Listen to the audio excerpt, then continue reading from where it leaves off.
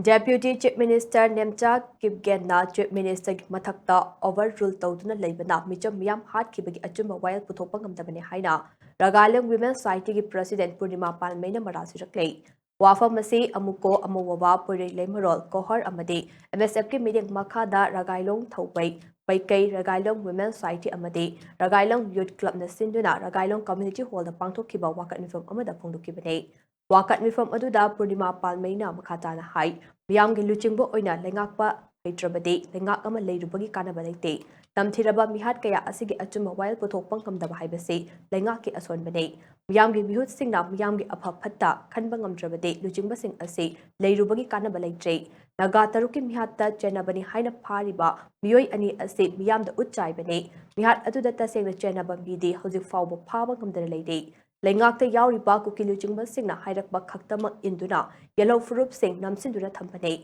Nemcha Kipgenna Chief Minister Mathakta overruled Toduna Labana, a Jumawile Putopangam the Base, Tungi Kandaba, Kudaki Kaktama Kan Wakalone, Makata, Miyangi Luchimbo Ogi Hairabade, Miyangi Apama Matung in a Tabak Tobio, Madu Oirabade, Haineruba Todana, Piam the Soydana Sakotane. Madu Nataduna, Hosik Lady Baluching Sing Asina Makatan, Asuna Layraka, Amukana, Makoina Mute Helabade, Mitam Miam Hen Hen Awab Oiragani Hike.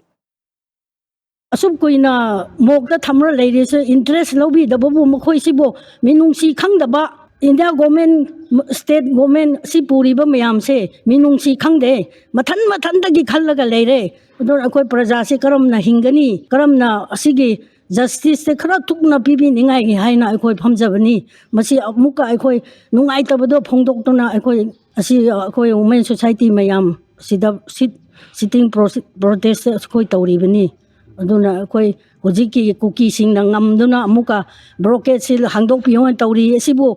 government sibo karamba government no haibni da pudarasu yare makoi na praja bu pubu ngamdradi kari tawbagi makoi pham do paira kolaga leiri bro praja bu yadradi praja na thagatpani makoi bu praja gi afafata khallu praja gi damak tawbiu haina akoi mayam khubi sina thamraga makoi bu kahan bini Amaromda Wakat Mifam Aduga Mari Lenana, Amukogi President Sanjay Chorokaibam the High. Two Amadi Nan Suda Lady Bakuki militant Singda, America, Israel Amadi, Indiana Kutlai Kaya Pitaduna, Mapung Faba trending a Loyana, Jangsilakliba Lalong Kiana Lamdam Ase, Kangkong Chahele. Mihat Mipun Kaya Central Security Force in a Yang to the Leba, Midna Kupada Lushin Bayaba, Irang Asi, Jahi Home Hilla Pauba Lushin than a Tamba Asina, Kunai Asida Hingliba Miam Wabana Kam Tingan Bane. Adum Oinama Indiana Kanga Dabade, Manipur Ase, Yellow Furup Singna Jahi Lisang Sitna Kak Senduna Lakiba Lamdam Amade, Makatana Sungaki Kane. Chief Minister Amadi Cabinet Minister Singna Masa Masagi Matau Masak Kangna Tabak Tawgadabane, MLA Singsu Bot Matamda Makau Pona Wangang Kakna, Lamdam Asigi Katopani Haibe Yaroi, Malim Kwidiki Chawba Democracy Chetpa Lebak Amani Hirabasu, Democracy One Tok Letraba Lamdam Asida India Langana Sana Riba, Communal Card Ki Lalong Asi Atuba Matam the Lushingadabane, Maming Tangai Rabas Jet Langak Asi Laidubi One Tok Letre,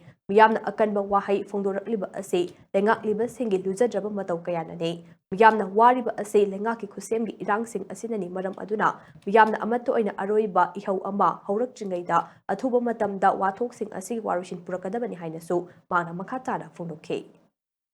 Miyamna aikoina pamibadi hingbagi wan thok leina hingbadu pambani hingbagi wan thok lehendreng asidi kalup naiba manba adu lunena aikoi masengi barakta buffer zone thamhalakle aduna maram oina pen dabadi thokdu wathok kamu thamalre masi su karigi thambano miyam amaga akoi state asidi lejariba akoi miyoi bagi right puna matpat natna akoi marakta free movement was yandre business fail ohele adu akoi semilon asukimati soale